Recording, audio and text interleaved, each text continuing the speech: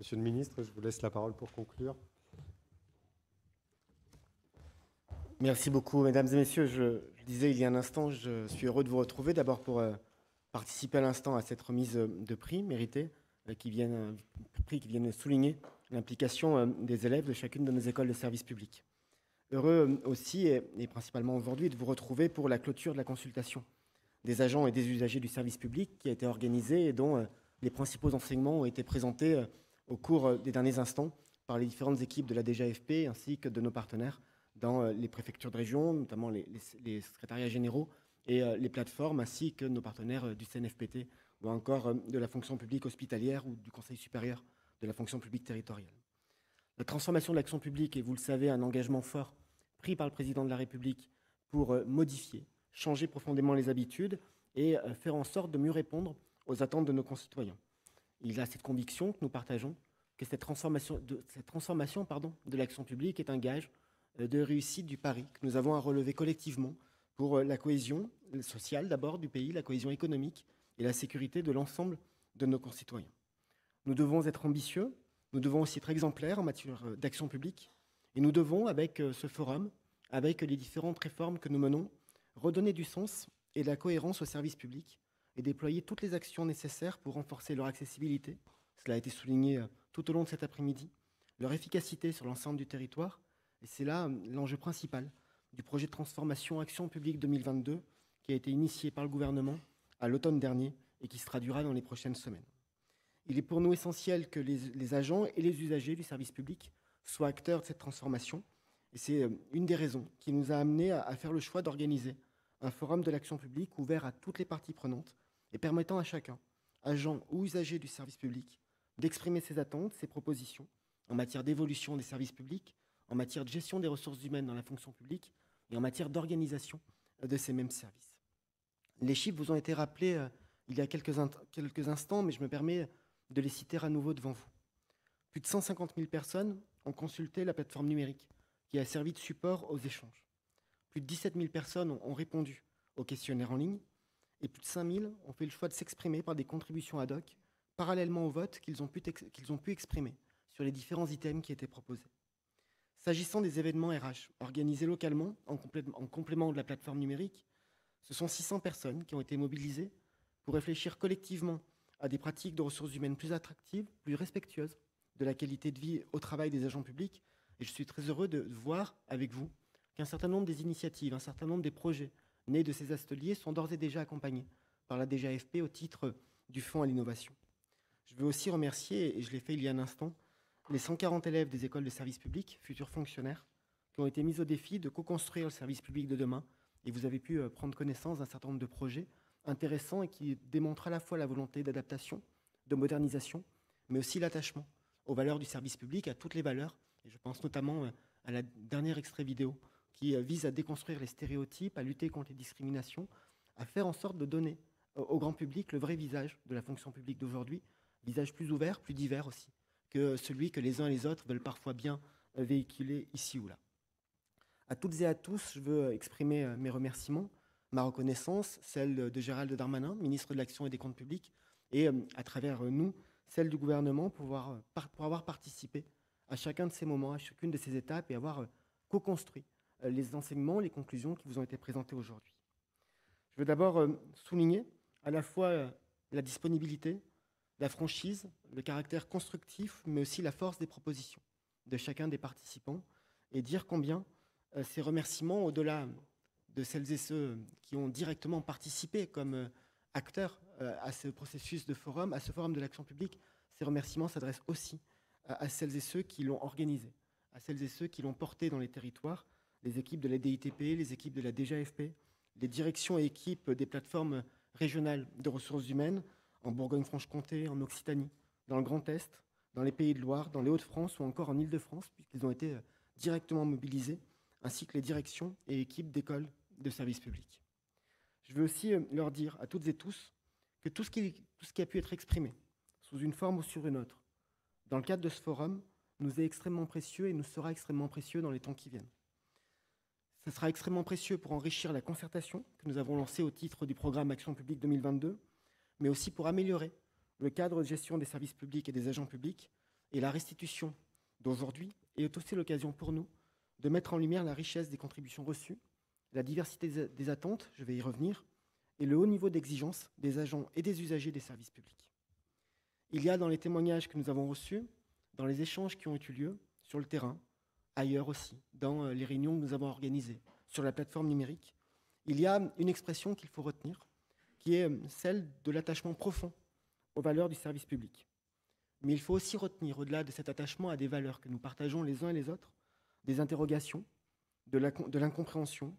parfois des points d'insatisfaction ou encore du scepticisme sur la façon dont sont aujourd'hui rendus certains services au public. Et donc nous devons être particulièrement attentifs à ces retours d'expérience, à ce qu'ils expriment en termes de qualité de l'accueil, de l'accompagnement offert aux usagers, de simplification des démarches administratives pour en tirer toutes les conséquences. Nous devons y être attentifs pour ce qui concerne les usagers. Nous devons aussi y être attentifs pour ce qui concerne les agents, qui ont parfois exprimé les mêmes inquiétudes,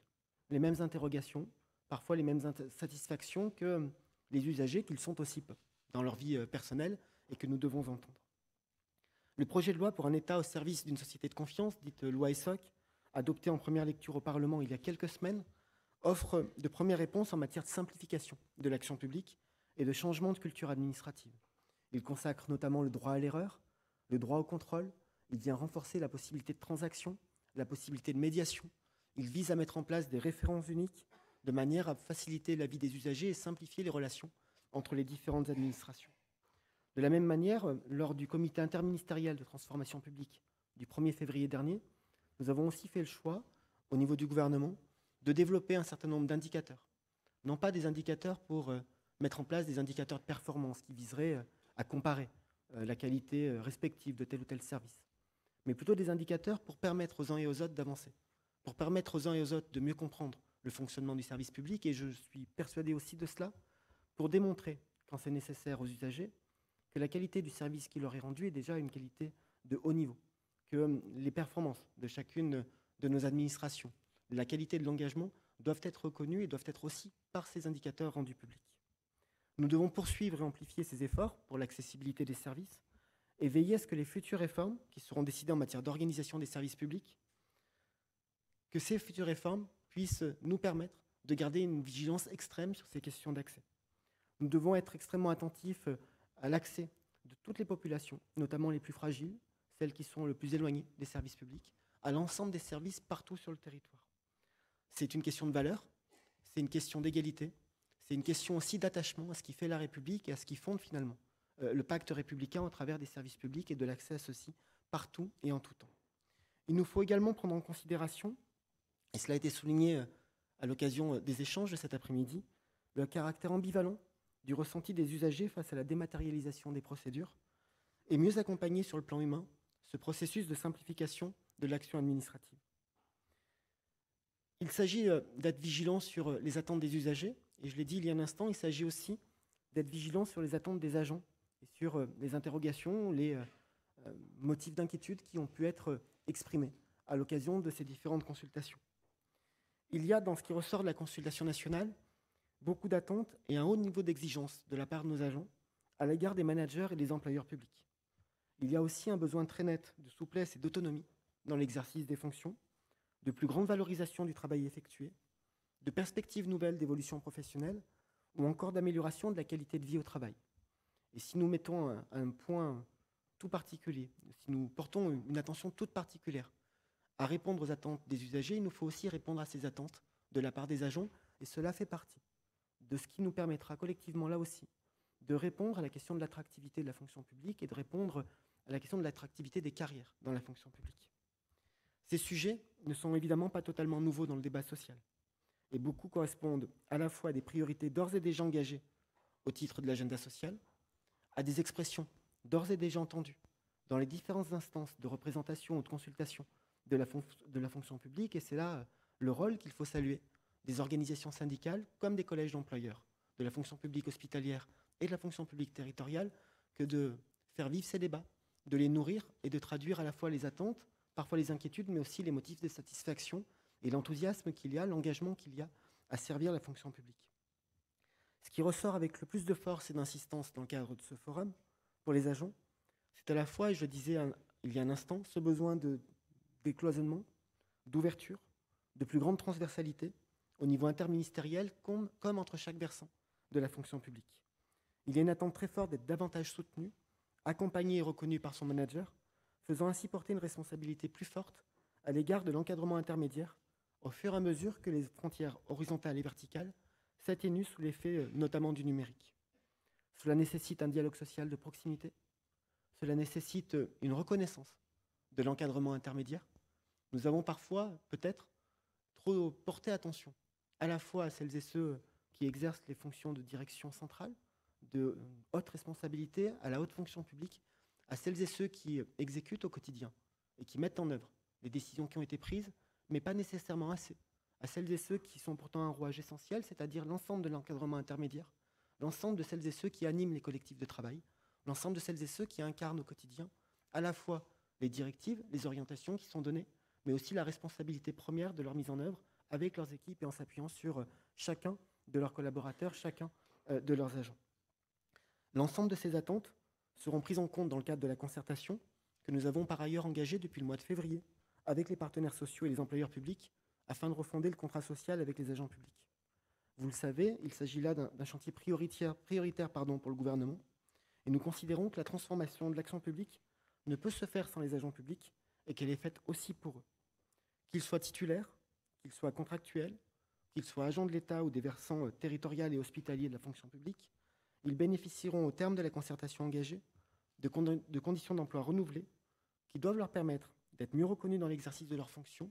mieux accompagnés. Et c'est aussi le rôle et l'objectif que nous donnons au schéma national de formation, notamment pour les agents de la fonction publique d'État, afin que nous puissions accompagner chacun et chacune de nos agents dans ces évolutions professionnelles et pour l'appréhension de technologies, de techniques qu'ils n'auraient pu apprendre, qu'ils n'auraient pu découvrir à l'occasion de leur formation initiale. Les différents ateliers ressources humaines organisés en région, mais également le défi des écoles du service public, démontrent qu'il y a aussi beaucoup d'enthousiasme, d'énergie et de capacité de projection et d'engagement au niveau des collectifs de travail. J'ai d'ailleurs pu le mesurer lors de ma participation aux forums organisés à Strasbourg ou à Paris, et plus largement à chacun de mes déplacements depuis ma nomination. Et je crois qu'il faut se réjouir à la fois de ce sens de l'innovation, de cet esprit d'ouverture, de cette volonté de co-construction et d'échanges plus collaboratifs, plus participatifs, et capitaliser sur ces initiatives pour mobiliser plus largement l'ensemble des agents publics et améliorer de manière très opérationnelle les conditions de travail des agents publics.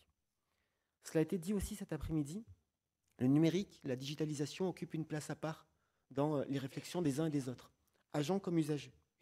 Il faut noter que le numérique est d'ailleurs le levier le plus mobilisé dans le cadre des projets conçus tant dans le cadre des ateliers ressources humaines qu'à l'occasion du défi des écoles de service public.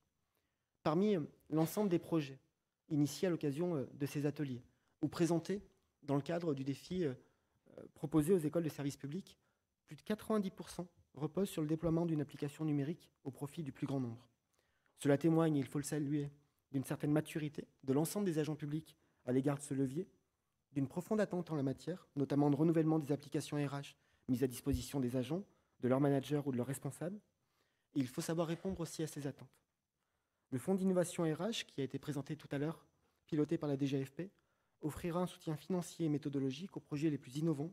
afin de mutualiser les bonnes pratiques et rendre certaines initiatives accessibles au plus grand nombre d'agents publics. Je veux aussi souligner qu'en plus du fonds d'innovation RH, Thomas Cazenave l'a aussi rappelé dans son intervention au début de l'après-midi, nous avons mis en place un fonds de 700 millions d'euros pour accompagner les administrations de l'État qui souhaitent ainsi moderniser leurs outils, s'équiper différemment et pouvoir accompagner les projets les plus innovants en partant d'un principe, ou plutôt d'une idée finalement simple. Nous considérons que pour obtenir une meilleure organisation, pour obtenir aussi de plus grandes économies par rapport aux coûts et au coût de fonctionnement de nos services publics, il faut parfois savoir dépenser et savoir investir pour pouvoir économiser. Et avec ce fonds de 700 millions d'euros, nous voulons proposer à des administrations qui, sur leur fonds commun, n'ont pas nécessairement les moyens de mener à bien ces investissements, de les réaliser de manière à pouvoir se moderniser, se réorganiser et ainsi être plus opérationnels. Dans quelques jours, je l'ai évoqué au début de mon propos, le comité d'experts CAP 2022 rendra son rapport de proposition au Premier ministre. Ce rapport constituera une base de travail pour approfondir la réflexion et la concertation sur les réformes structurelles à conduire dans les différents champs de l'action publique, pour améliorer la qualité de service et mieux en maîtriser les coûts. Nous veillerons, avec Gérald Darmanin,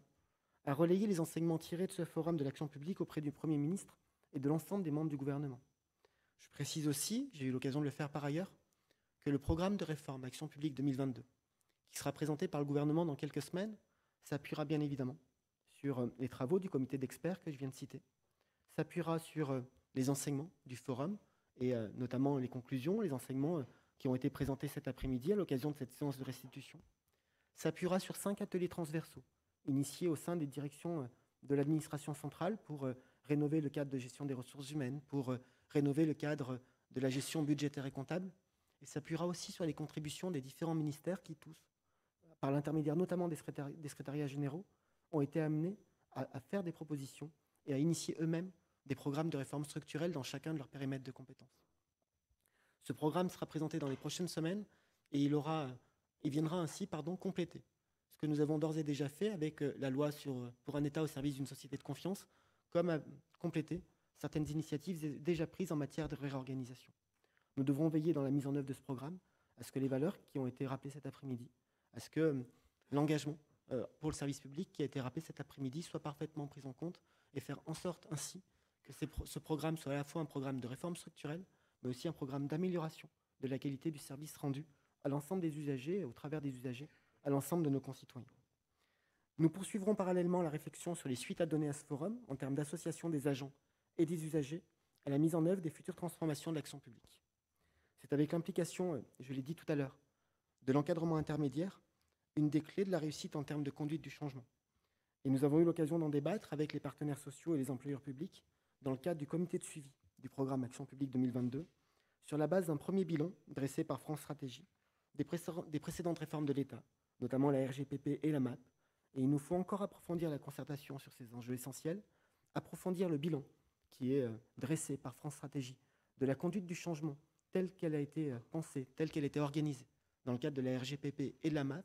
à la fois pour en garder le meilleur, mais aussi pour éviter de répéter ce qui a parfois été vécu comme un écueil, comme une difficulté, ou comme, pour dire les mots, une lacune en matière d'association des agents à l'ensemble de ces processus-là. Avec ce programme Action publique 2022, comme avec la volonté de rénover le contrat social liant les agents publics et l'État, les agents publics et l'ensemble des employeurs publics, nous sommes à une période charnière pour la définition d'un nouvel équilibre en matière d'action publique. Et les témoignages résultant du forum sont pour nous autant d'axes de progrès qui nous engagent collectivement. Je compte donc évidemment sur votre pleine mobilisation pour la suite de nos travaux. Je compte aussi sur vous pour relayer ce qui fait peut-être les idées forces de cette séance de restitution et des échanges auxquels vous avez pu participer cet après-midi. Il y a une idée force, c'est l'attachement au service public et un attachement partagé, attachement des usagers. Ils l'ont dit et ils le disent régulièrement au travers des différentes enquêtes d'opinion. Ils le disent notamment lorsqu'ils ont le sentiment qu'un service public pourrait ou va s'éloigner d'eux, de leur lieu de vie, de leur domicile comme de leur lieu de travail. Attachement des agents et de leurs organisations représentatives qui le disent, allais-je dire parfois le répètent, soulignent parfois qu'il y a d'autres trésors dans la fonction publique qu'il faut savoir souligner, qu'il faut savoir valoriser. Attachement, et je tiens à le souligner devant vous, du gouvernement, de l'ensemble du gouvernement pour qui c'est une véritable fierté que de pouvoir compter sur un service public de qualité et compter sur des agents publics pleinement engagés. Engagés pour l'exercice de leur mission au quotidien, engagés aussi pour penser, et ce forum en a été une des illustrations, pour penser l'évolution, pour penser la modernisation, pour penser l'adaptation et faire en sorte qu'avec ces évolutions, avec ces mouvements, le service public reste, pour reprendre les items de cet après-midi, accessible à tous. Simple, parce que c'est une des conditions de l'accessibilité, justement répartie sur le territoire et en capacité de répondre aux besoins de l'ensemble de nos concitoyens. C'est un élément de fierté collective que nous devons protéger, et parce que c'est un élément de fierté collective, nous devons aussi savoir accompagner sa transformation, accompagner sa modernisation, et le faire de la manière la plus partagée qui soit. Et je terminerai simplement en vous disant que la participation que vous avez eue les uns et les autres, les unes et les autres, à chacune de ces étapes, quelle que soit la forme, quelle que soit la nature de votre contribution, participe aussi de ce mouvement collectif pour la modernisation, et qu'avec ce que vous avez fait, comme avec ce que vous allez faire, vous serez aussi des acteurs de ce changement. Et je voulais à la fois, pour ce que vous avez fait et pour ce que vous allez faire, vous en remercier. Merci de votre attention et bonne soirée à tous.